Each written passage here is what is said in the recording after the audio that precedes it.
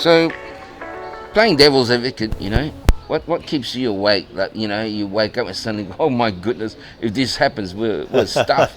So, what's the stuff that could, the hurdle that could be a deal breaker? Yeah, look, I think that when you're in the EV space, whether you're in the main metals, nickel, copper, lithium, or in the niche space like HPA and a few other minerals, we're actually in the technology sector. Okay, battery technology is changing at an extraordinary rate, and so you're basically in a space race.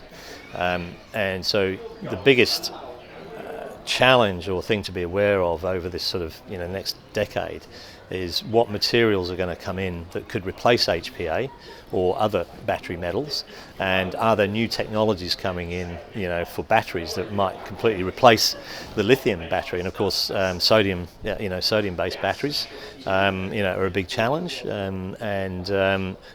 that fortunately that uses HPA, but it doesn't use nickel, doesn't use copper, doesn't use cobalt, all the advantages that Altec with Iggy Tan there talk about extensively. And so that's the big picture. We're not mining anymore, we're in the technology sector, and it's a race. Technology is changing so quickly. So that's the big picture. The second major thing is making sure that we can get in front of the end users. So because of the test work period that I mentioned before, then we have to provide trial product to them.